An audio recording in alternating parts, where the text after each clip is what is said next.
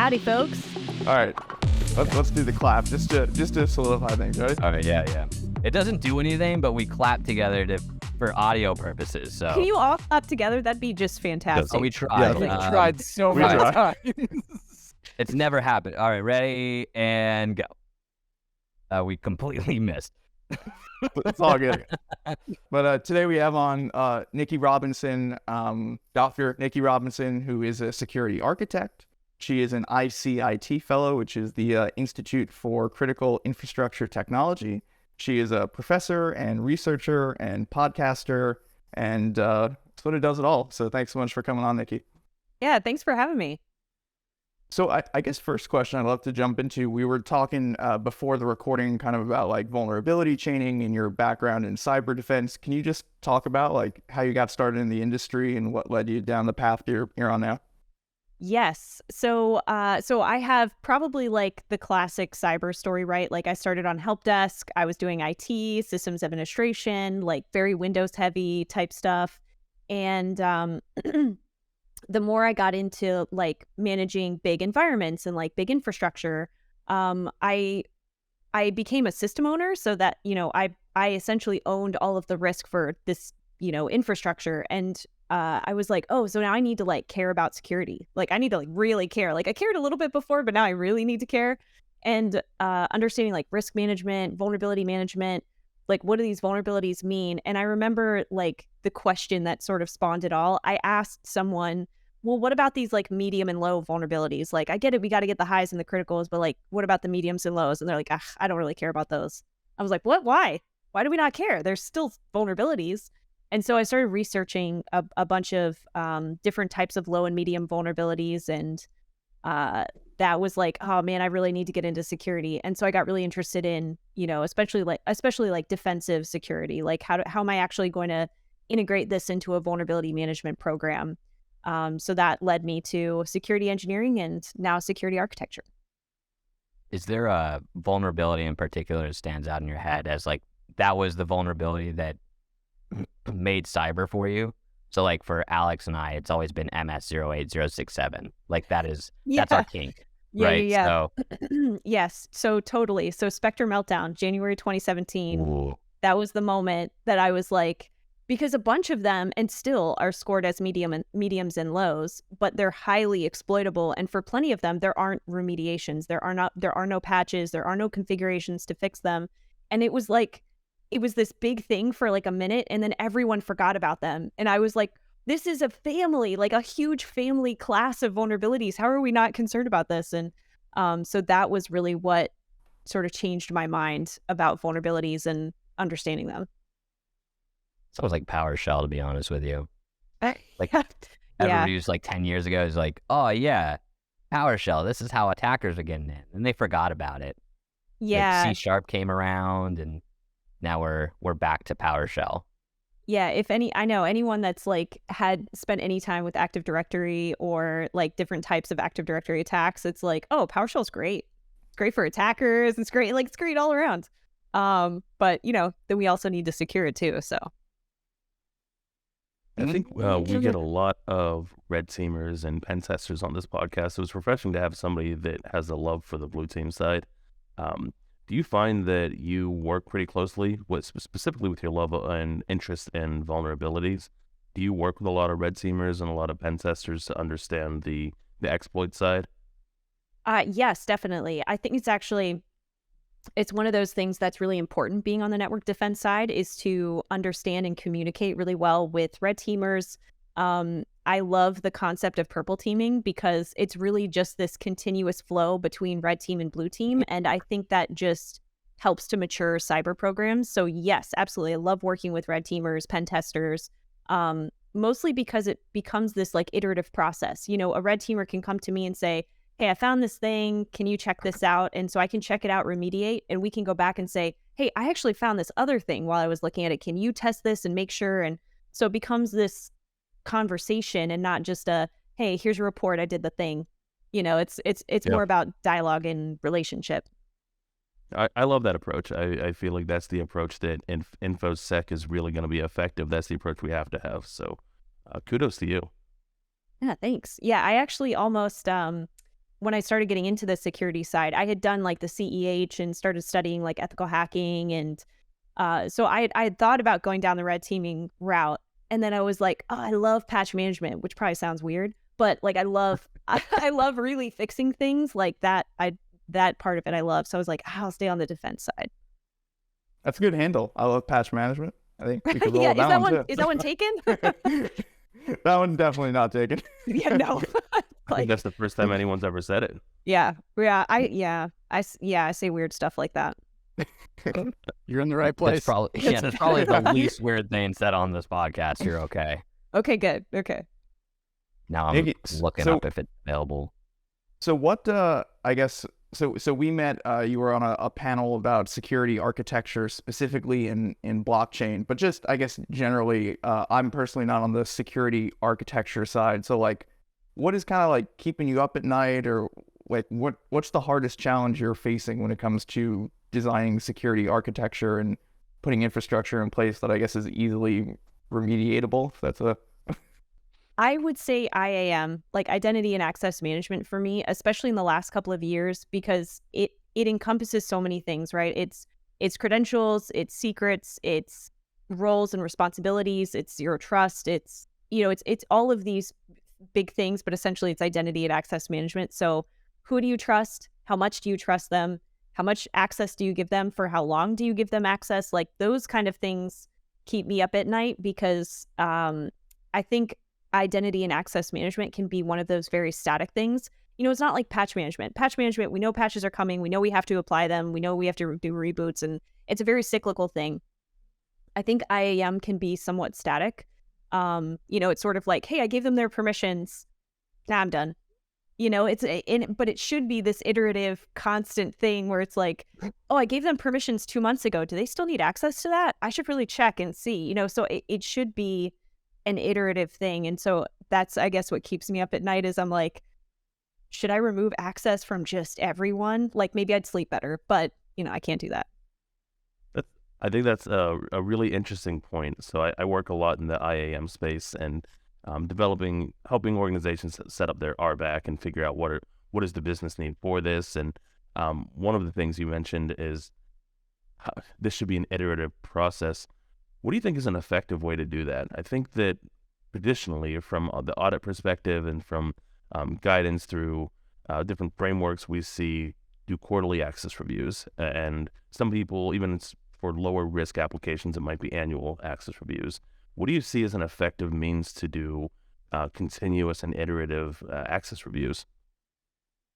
I think automating as much as possible, right? Like if someone's putting in a request and they say, I need this access for 2 months, I can put either a flag, depending on what, if it's a cloud-based credentials, or if it's something like Active Directory, you can put those settings in there to say, after this date, this access is gone.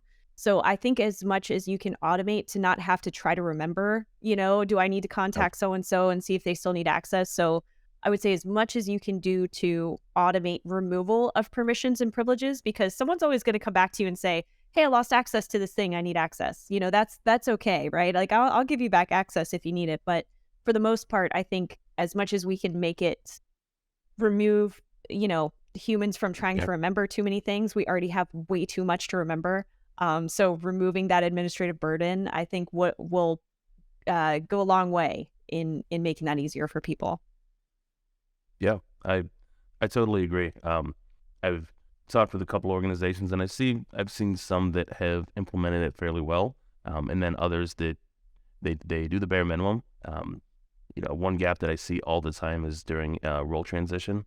So you start in a role and then you move into another role and you don't have your previous access revoked. It just kind of sits there, and you pretty much inherit this additional permissions every time you move. And then what ends up happening is if you don't have a strong identity and access management program, you end up with the model after process where, so-and-so just started, give them the same access that person A had, but person A has been accumulating roles and responsibility for 5 years across 3 different positions. So now this person that just came in has the same level of permissions that someone already shouldn't have. And they're a domain admin and... Yep. No, just, yeah. Yeah. Well, yeah. I've seen it. You're not wrong. Yeah. Yeah, I've seen it. It's like a threat actor's wet dream, essentially. Like they just walk into some of these things and they're like, oh, I have admin on this machine. I have admin on every machine. Okay. That was Yeah, easy. it's like I can skip privilege escalation. All right, just had to compromise the account. Okay, yeah. You have local admin on every machine. Screw it, man. Just put on the ransomware now. We'll just run it live. No, actually, you had mentioned something a little bit earlier that I want to jump back to, which is zero trust. Which I don't know if you go to RSA, but the conversation from last year's RSA was zero trust. Everything was zero trust. But if you start talking to people, it was a VPN, right? They're like, oh yeah, our zero trust solution is we put a secure tunnel into your network. Like, okay, sure. With zero trust in the way that you see it as a blue teamer, like, what is your perspective on it? But like, what is your perspective on zero trust as a framework as a whole? And like, how can we better communicate that the meaning of it truthfully to clients and to organizations to what it's supposed to mean?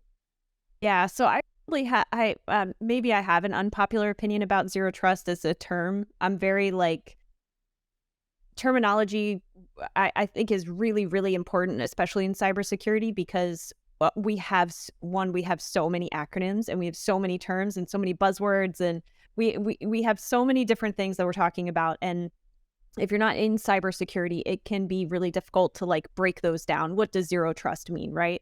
And it doesn't mean we don't trust anyone ever, but it means that we have to trust people in the right way. If we're going to give them access, we have to do it carefully and in a very process heavy way, right? Like, we need to make sure it's not about a tool or whatever. It can be applied as a method or methodology to any tool, to any IAM process. Like, it's meant to be like a frame of mind. You know, it's more like, hey, I want to start with least privilege possible, which means no access, and then build upon that over time. And so I think, like, when I describe it to people, it's like, all right, you got to start from the bottom up, right? Like, it's like, I want to start at nothing and then see what you need access to, and taking that iterative approach that I sort of touched on, which is that zero trust is like, you need to think about it like continuous monitoring that you would do for your assets, but doing it for your users. So making sure that level of trust that you had today, is it the same tomorrow? Is it the same 6 months from now? Like, it has to be a constant evaluation of how much you're trusting your users, third-party access. Like, it's all of like this holistic approach, and not just, you know, one tool or one piece of software or just Active Directory. It's all those things in between. So what I'm hearing is we need to have you speak at RSA next year or this year. Yeah, well, I think so. I've spoken about this on LinkedIn before, but I think I've been rejected from RSA 5 years running. So Nice. Yeah, I'm pretty proud of that. So they do not like our talks. Yeah. So I haven't been to RSA yet, maybe someday. But yeah, I think as far as like zero trust, like the terminology, I hope we can come up with a better way to talk about it, because it isn't really about not trusting anyone ever. It's just about the level of trust and starting with least privilege. So I don't know, maybe we'll come up with a new term for that someday. Probably Very not. small tangent. Yeah. Haven't been to RSA. Have you been in DEF CON? No. You should come to Oh. DEF CON. You should come to DEF CON. I Yeah. heard good things about both DEF CON and Black Hat. So I haven't been to either. So Don't We'll worry be there about Black probably. Hat. Yeah, Yeah, come yeah. hang Oh, out with okay. idiots. I think We're all of gonna us throw a sweet party this year, like Oh, we did fun. last year. If you come out, you may see Ross down 2 bottles of whiskey, no problem, and be sober in 3 hours. It is It's a sight to see. terrifying, but it is a sight to see. It's amazing. But no, definitely. admit that. I don't think you're missing much by going to RSA. By the way, yeah, it's turned into something definitely weird. But a follow-up question on the There goes that sponsor. Whiskey pretty- out the window.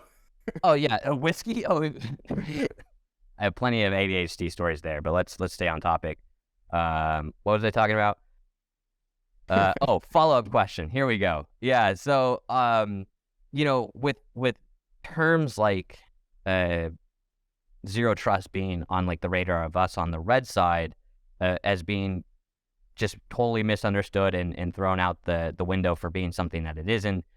On the blue side, do you see other terms similar to like zero trust that get abused in a way that a lot of people will throw around, like especially sales consultants, where they throw it around and it's not meaning what they're saying? Yes. Does that make sense? Oh yeah. English is tough on a Friday night after you wake up from the night or Yeah, a nap. So I would say two terms, and it's partially why I got into cybersecurity, but vulnerability management and patch management, those two things drive me bonkers sometimes, because people think that vulnerability management is patch management and that patch management is vulnerability management, and they're two completely different things. Patch management is a component of a vulnerability management program. You have to patch things. But vulnerability management is a lot bigger than that. Vulnerabilities are bigger than CVE IDs. They're bigger than a CVSS score. And so I get a little frustrated sometimes when they're like, "Oh, we're patching. We're doing vulnerability management," and I'm like, "Oh, yeah, maybe a little bit, but there's other things we need to talk about." So I think the like having a really holistic understanding of what vulnerability management means, that's another term that I think we don't always get quite right. Fair point. I definitely don't know enough about the blue side, so I can't speak at that at all. So I am the kind of person I'm like, "Are you doing vuln management?" and I throw patch management into it. I'm just like, "Cool, you guys are patching? Sweet, we'll find out soon." Right. It's funny asking David blue team questions. Like, I'll It's have something so that tough. it might be something I don't know, and I'm like, "Hey, do you have any experience with this?" And I can break it. Right. And But like, think I hate it. Right. Oh, Yeah. sorry. Yeah, I was gonna say, like, I hate it from like my perspective, because like as an offensive guy, like my job is to help you guys out on the blue side by saying, "Hey, this is broken." But then when they're like, "What do you recommend we do?" I'm like, "I don't know, fix it." Like, past that, I really don't know. Yeah.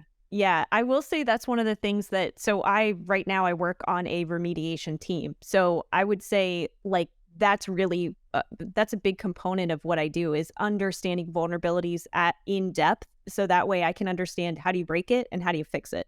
I really have to understand both, because, there are times when, like in any situation, right? Like not even right now, but just at any point, people could be like, "Well, prove that this is really exploitable, or prove that this is really possible." And I need to do that. I need to prove that this could really happen. And so I need to have some of that offensive experience and understanding how they actually work and how to exploit it, and then give them the, information to remediate or to fix whatever it might be.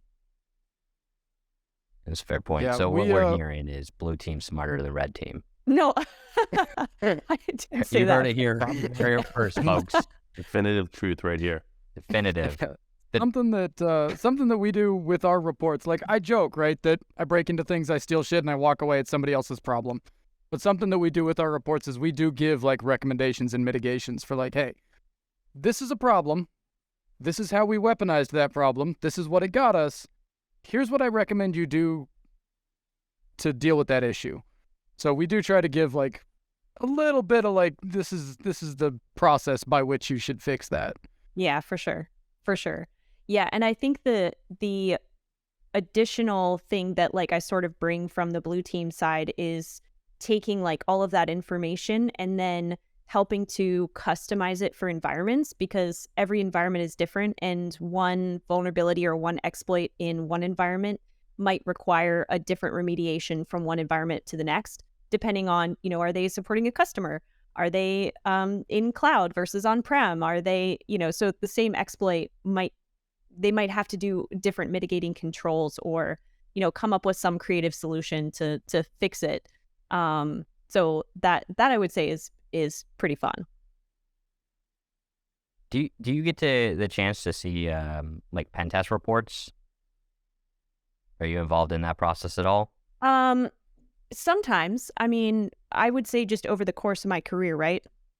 So I would say like just in general, whether I was even before when I was on the IT side.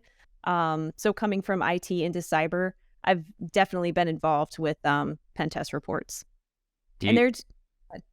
I was gonna say, do you find those recommendations helpful? Like, because I mean, for us, right? Like, we assume they're helpful because to us, it's like, oh yeah, that makes sense, bro. Turn off that GPO.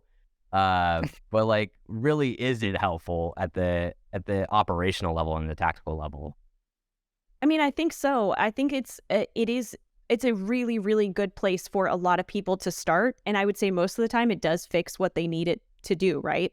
I would say there are circumstances where there are times that either it needs more investigation just because of the complexity of their environment or something like that. But yeah, for the most part, there's usually great information in those. Sweet. So job is secured. Yeah, Nikki, right. how do we get more people excited about the recommendations portion of the report? Like, everyone kind of wants to wear the Mr.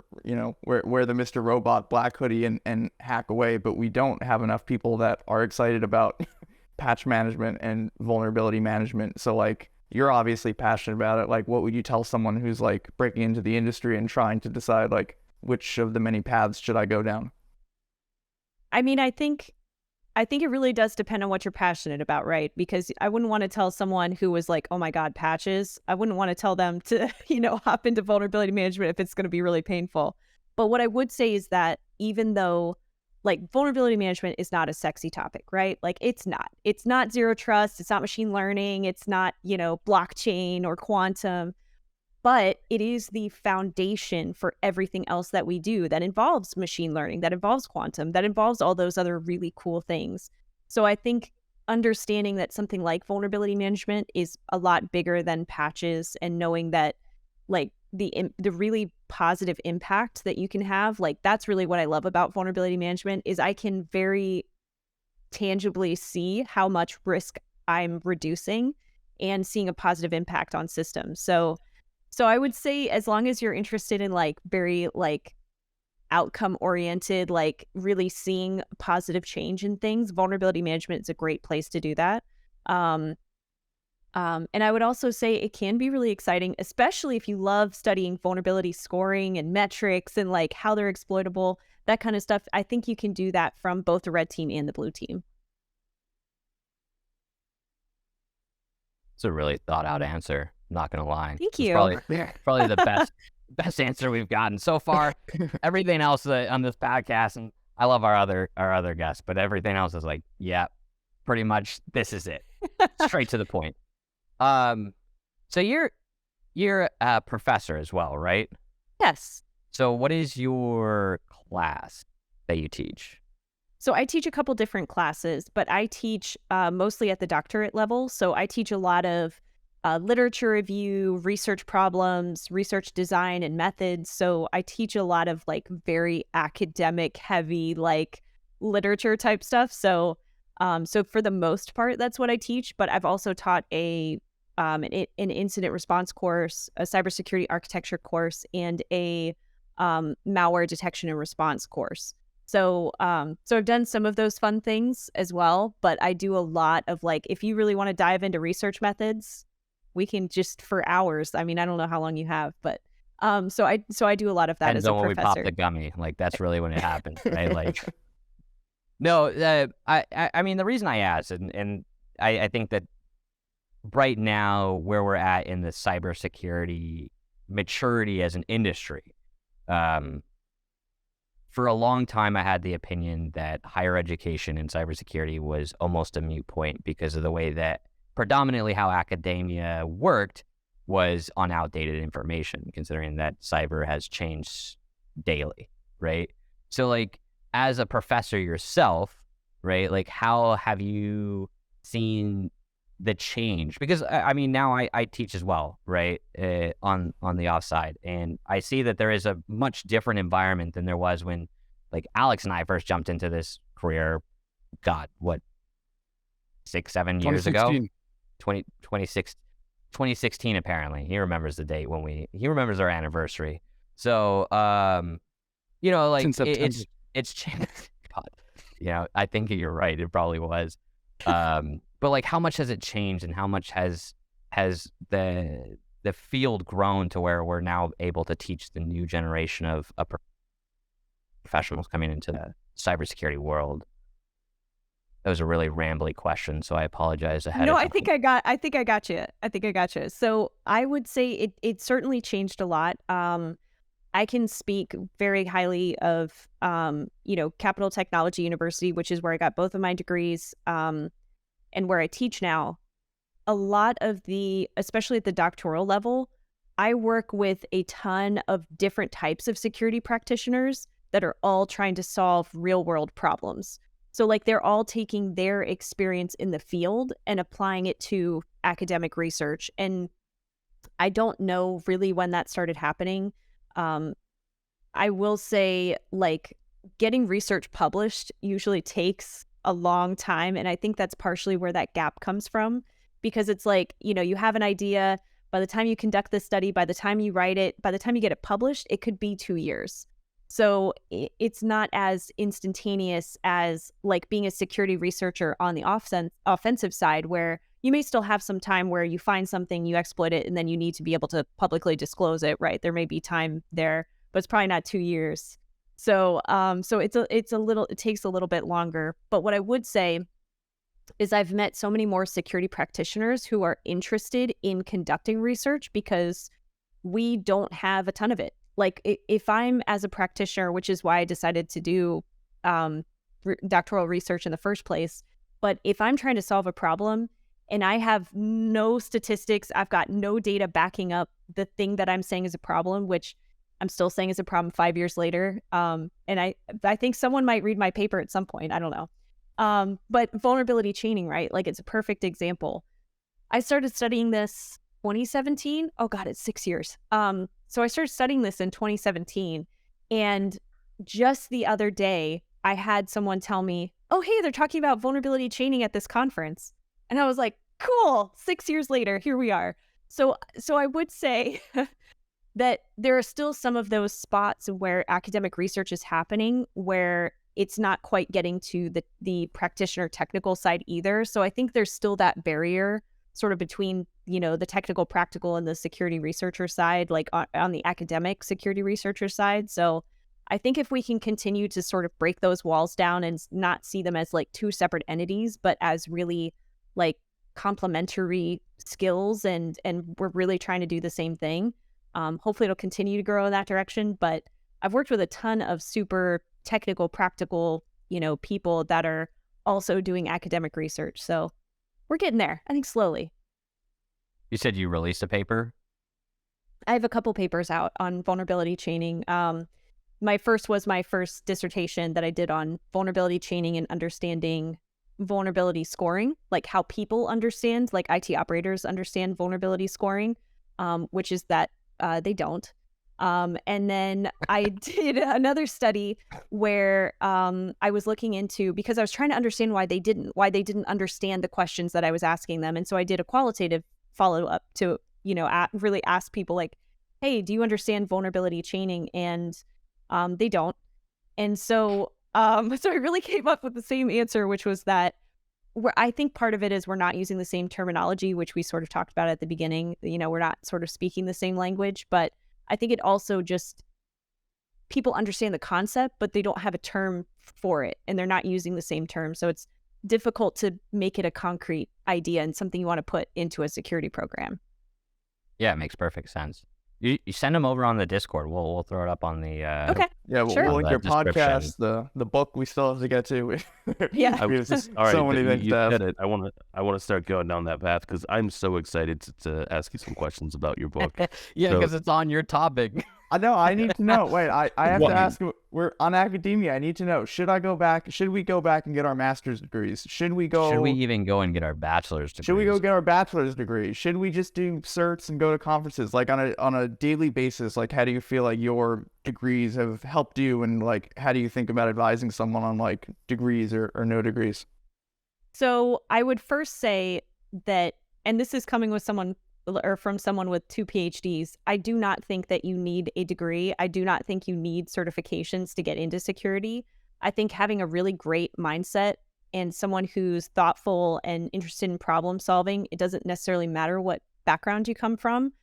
We just need really great, smart, interested people to sort of come in and start to learn those technical skills, right? Like I hopped into help desk with zero experience, and literally in week 2, I was a domain admin running an Active Directory forest. So you can do it, right? Now, should I have been? I don't know, but I was. So I Did guess you work for the government? Huh? Did you work for the government? No. Oh, that's pretty normal in government work. That's the only reason I was asking. Like, they're Gotcha. like, Do oh you have your yeah, Spec hey, Plus? You're an admin. yeah, you got your net. All right, cool. Gotcha. Yeah, no, I think I guess my point is that you don't have to. I like education and certifications because I'm a very goal-oriented person. I like to have something to work towards, and like certifications for me, they force me to learn something new. It's like teaching, right? Like if I have to teach a subject, I need to understand it in depth. So I'm going to go learn everything I possibly can about it, before I'm going to teach that to somebody else. So I think if you have that mindset and you really love education, then yeah, absolutely go for it. But you don't have to have it. You don't need it. And I would say it depends probably too on your career path. Like if you want to be, an IT manager or a CIO or something like that, you probably need a master's degree. You probably do need some of those things to like get you to that level. But if you're really enjoying being a practitioner, you could get a couple certs if you need them for your job and go from there. But I personally love education. So like, I don't know. I think I'm done with doctorates though. I think that's enough. I think I'm good. Two's enough. More I think that's degrees than good. a thermometer. Yeah. No big deal, just 2. I think Throw the I'm MD done. on there as well. Doctor. Dr. Baggins, MD. Yeah. Dr. Baggins, comma, doctor. Yes. I like that. Anyway, So sorry, I Ross. think That was really helpful to hear. Yeah, it is, because I've been strongly considering going back to school. I've been talking about what type of schooling I want to do. And I think hearing that from somebody who sees the value in certifications, experience, and in education is really valuable. You started talking about the having to know your topics well in order to teach them. And you also, what I'm really excited to ask you about is this book. So you wrote this book, Mind the Tech Gap. I haven't read it yet. It is coming, I think, tomorrow. So I'm really Thank excited you. to read it. Oh yeah, I'm really excited to read about this. What is the inspiration for that? I am so fascinated by authors in the tech field. What makes you want to go and write about a topic like that? Yeah. So this one, I would say especially around the time that I started making the transition from IT to security and seeing things from both sides of the fence, right? Like when I was in IT, it was sort of like, security. Oh God, we got another meeting with security. We got a security assessment or whatever it might be, right? And then coming to the security side, it was like, these developers won't listen to me. IT won't do what I say. It's like frustration on both sides. And because I thought, well, maybe that's a unique experience in IT, right? That like, we're just frustrated. And then I get to security and I'm like, oh, we're just as frustrated. Like we need to work together, but it can be really challenging. Like we really have opposing goals, right? One on the IT side and on the development side, you might have a customer you're supporting. You've got SLAs, you've got uptime, and your job may be dependent on that uptime, right? Like you could lose your job if your systems go down. And if your systems go down because security told you to patch something, that's a bad day. That is a bad time. And so that's really what inspired me to do research for the book and really write the book, was essentially to help IT and security teams understand that at the end of the day, we are there for the same thing. We want to support systems, support the business and the customer, but we have to sort of figure out where we're actually having those issues, and that it's not just IT, it's not just security, it's not just development. It's everybody has different goals and we need to sort of accept those and adjust. Can you talk about what kind of research goes into writing a book like this? A lot. Is it mostly like interviews? ChatGPT Is it Just and, answer and right copy there. paste? Yes, that was it. No, I'm just kidding. So it's sort of all of the above, right? It's looking at what type of academic research is out there, because I found numerous papers that talk about this, the frustration between IT and security teams. Like there are papers out there that talk about essentially like quantification of the challenges between teams. But then it was also like some of the first conferences I spoke at, I went to B-Sides Nova and I talked about my vulnerability chaining research. And I had so many IT people come up to me and say, how do I work with the security team? How do I do this? And I just started like, oh, this is out there. There are people that are, having the same challenges, and they genuinely, the same question that kept coming up was, how do we talk to each other? How can I talk to them? Like they didn't even know how to approach them. And so I was like, oh, this is something like people need a resource and a reference. And so I took a lot of research from academia, but also a lot of stuff in the tech space, right? Like how people are actually working job roles and descriptions. That was a really important thing for me to dive into, because I think from the IT side, you understand how IT job roles and teams work, but you don't necessarily understand how security teams operate, and vice versa.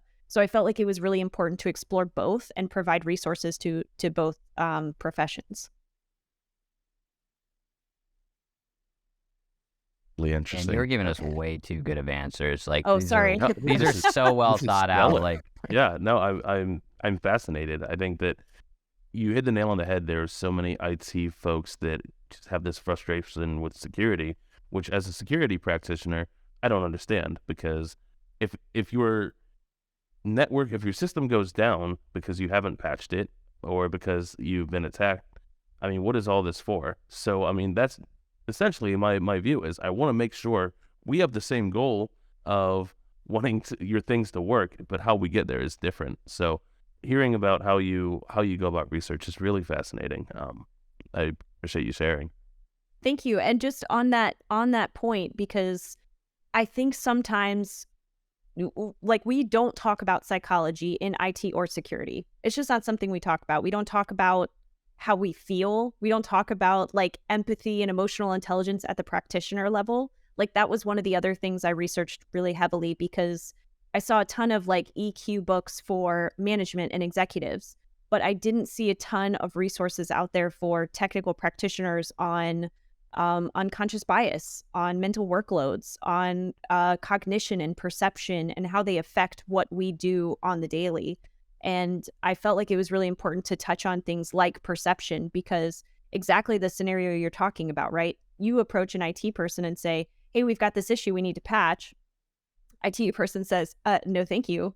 It could be because they perceive this as, one, a non-threat, but they may also have had a horrible interaction with a security person in the past, where they forced them to apply security controls and it broke their systems and they got in trouble. Maybe they got written up. And so it affects all of their ongoing relationships with security, because they're like, oh man, this could be really bad for me. This could be bad for my job and my security. So I think it's sort of taking it out of those technical controls and bringing it to the human level, the person level. Yeah, the people part of the people processes and technology. Yeah. So prior to moving into InfoSec, I was a family counselor in the child welfare system. So I have done my best to bring the skill sets, the relationship building, the trust building, and the empathy from that field into this field. And I found it to be one of my greatest strengths. I'm not the most technical person. I'm a quick learner and I love to ask questions. But what I think I can do very well is build that relationship and help figure out how do we get on the same page and have a shared goal. Yeah, I love that. I have, it's funny, there's, have you heard of Rob Wood? He just launched this site. It's called The Soft Skills of Cyber. And they've done a bunch of articles around essentially that, right? Like relationship building. I think they have a new one on imposter syndrome. But they cover a lot of these like human topics, like how we feel. Yeah, right? Hey, me too. Me too.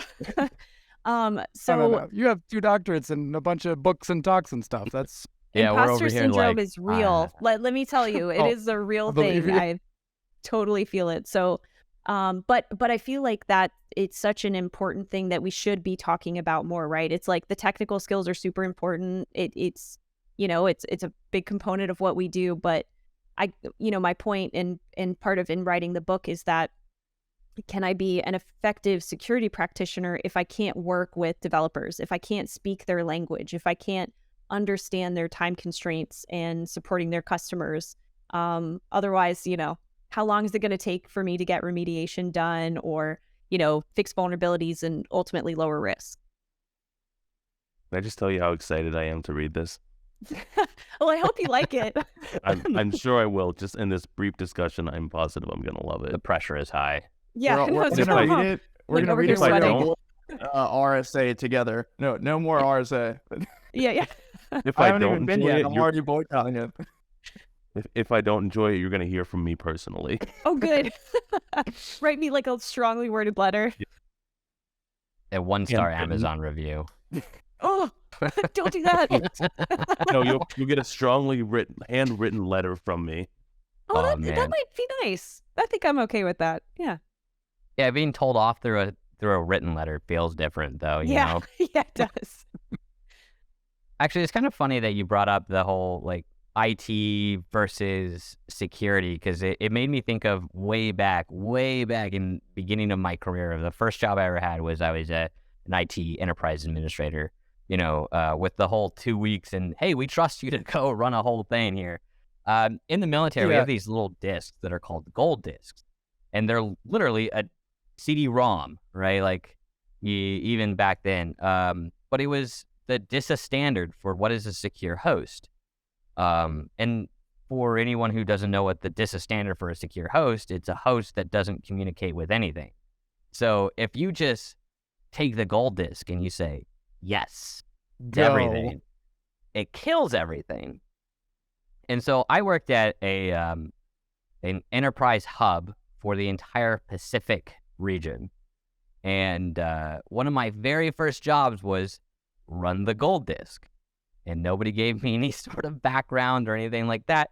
So I ran it on a domain controller for a country where there's a potential threat pretty nearby. And so we brought down the whole system, right? Like this network was dead, all because of the gold disk. So I got in a ton of trouble.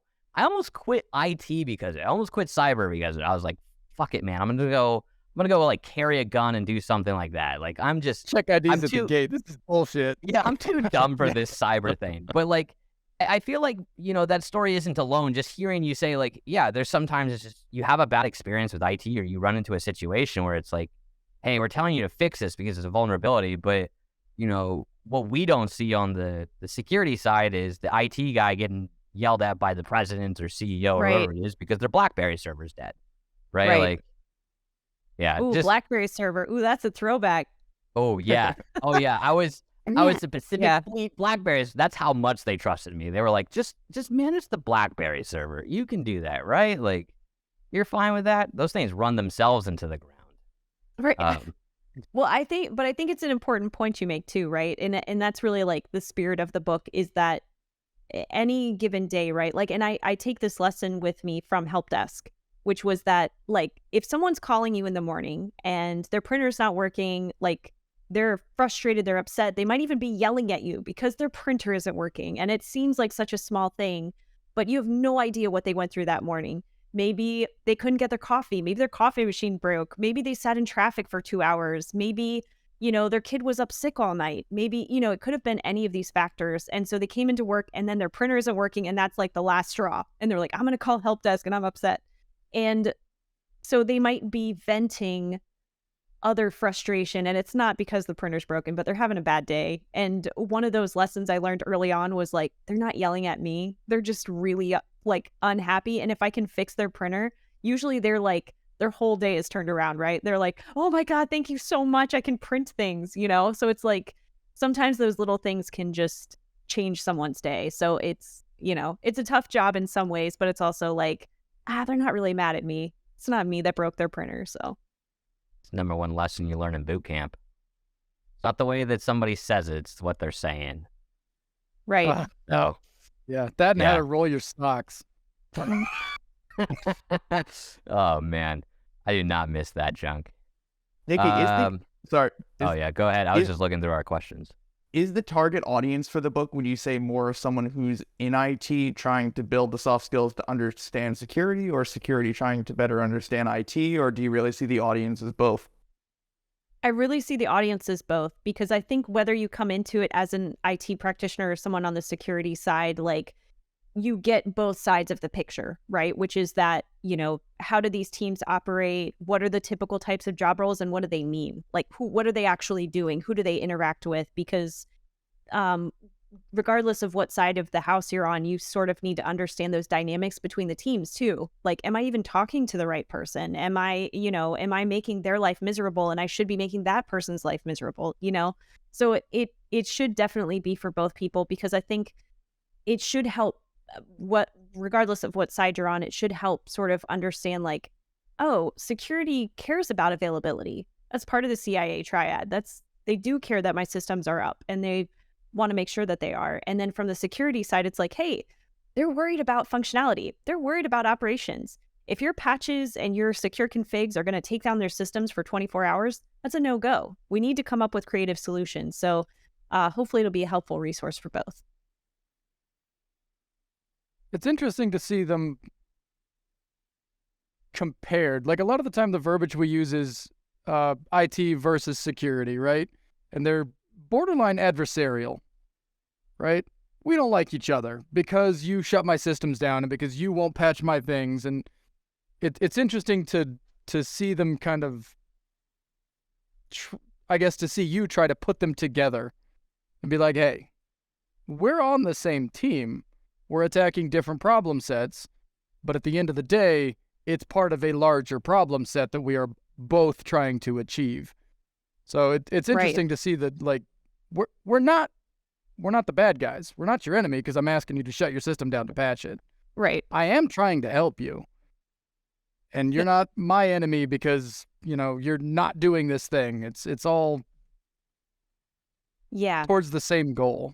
Yeah, I think that's such that really is hopefully the positive impact of the book, right? Is that, I'm not sitting on some other side of the fence, like, like a bad neighbor throwing all my leaves over the side of the fence over to your fence and like hoping you'll clean them up. Like, I really genuinely want to help you. And I think that starting conversations in a different way can be part of that, right? It's sort of like, hey, what do you have going on today? Do you have time? Like, one of the suggestions I make in the book is, if you are on the security side of the house and you have a security assessment that you need to send and you have like a timeline, hey, this needs to be done in 30 days, or hey, we need this done in 60 days, whatever it is, maybe don't send it on Friday at 5 o'clock and tell someone that they need to do these things within 30 days. And now you've taken away so many days because, it's like, oh, I've got the weekend and now I'm worried about this thing and I've got to come in on Monday and now I've got to deal with it. And maybe let them have their weekend and send it Monday at 8 a.m. You can just schedule that email for Monday at 8 a.m. instead of,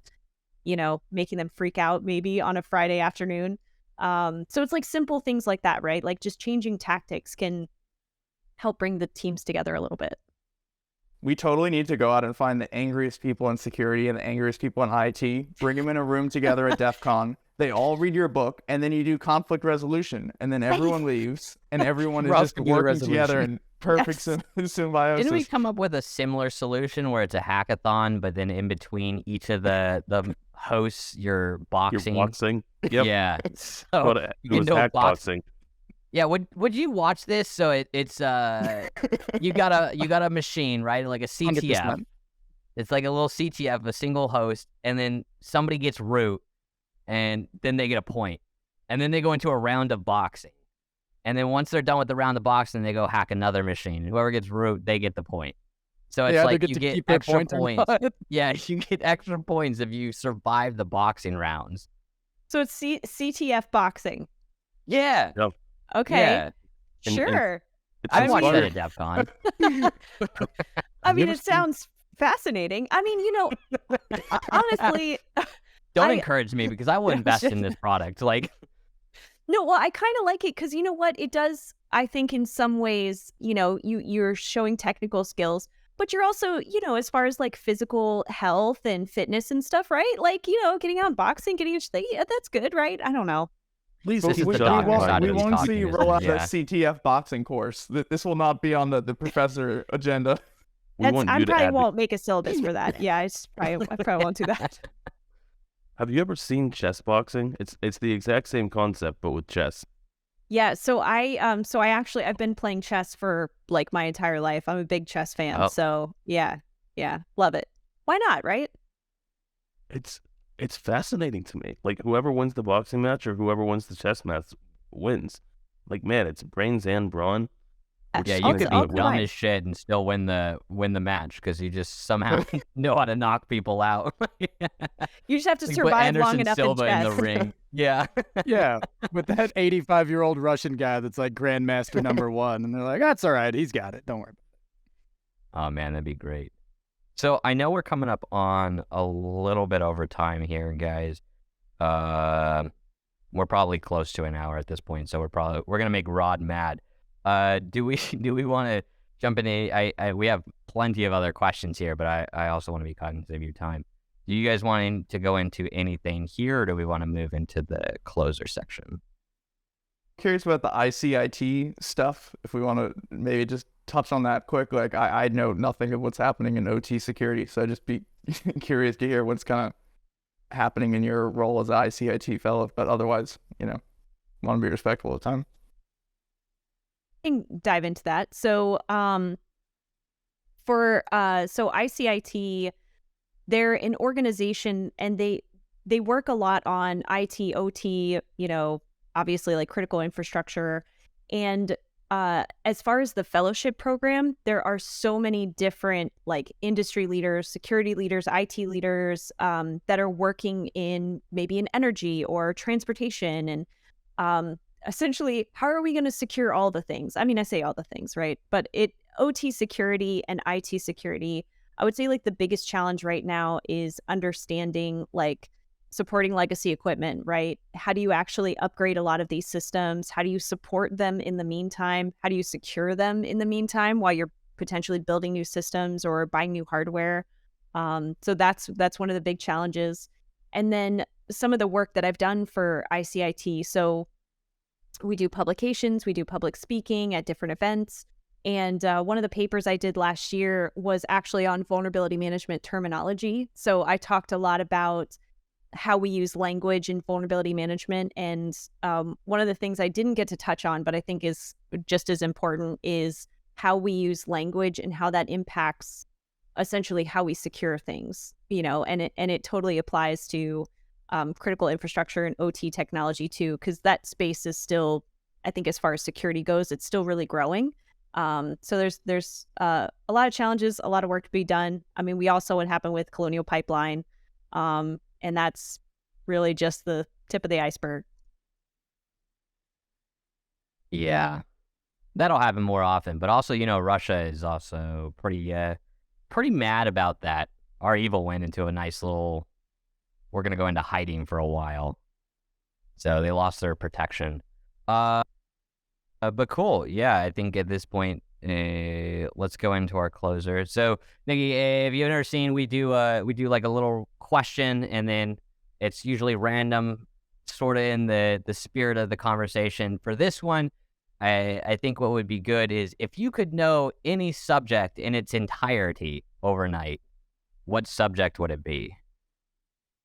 Oh man, any subject in its entirety. Does it have to be like real knowledge? Can it be like he's No, totally you could be like, fiction? chess. I would totally want to learn Klingon overnight, and we'd be like, sweet, all right. Okay, Dope. cool. Our tribe Yeah, may of so course be with you. yeah, right. So I would have to say, so we talked a little bit about this before, but I'm a huge Lord of the Rings nerd. I love Lord of the Rings, but I feel like if I could just completely understand everything there is to know about Lord of the Rings, I'd be happy. That's it. That's all I need to know. That is a college subject in itself. Yeah, it's a whole dissertation. Yeah. J.R.R. Tolkien, that man wrote a lot on the lore, so that's Yeah. the one thing you can appreciate. Let's see, who else? Ross, what would it be? We're not talking InfoSec specific. We're just saying in general. Anything in general, man. How to learn languages quickly. Like if I could know the secrets to learning a language, even just like base level conversational, that's what I would pick. You want to be a polyglot?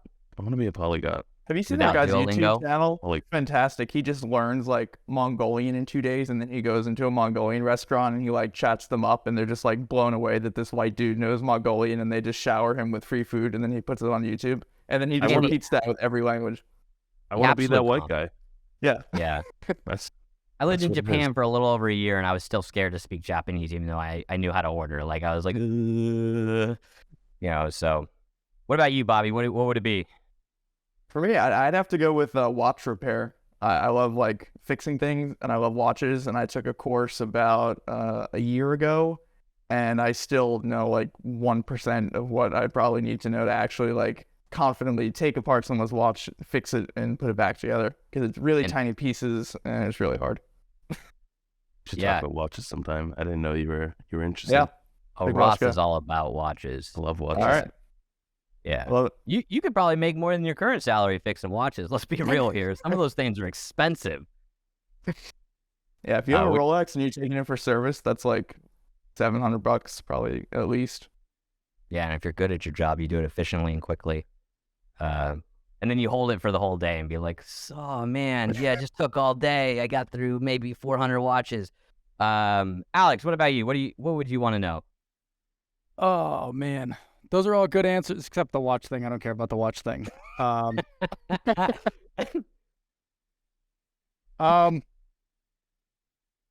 Man. My IT brain says exploit development, because the possibilities are endless at that point. My hillbilly brain says, like, sustainable farming and off-grid living. I learned recently Good I one. have no green thumb. Even in a controlled environment, I will kill an aloe vera plant. It's bad. That's You don't pretty even need hard to to kill. water them. Yeah, you don't even need to water them. It's bad.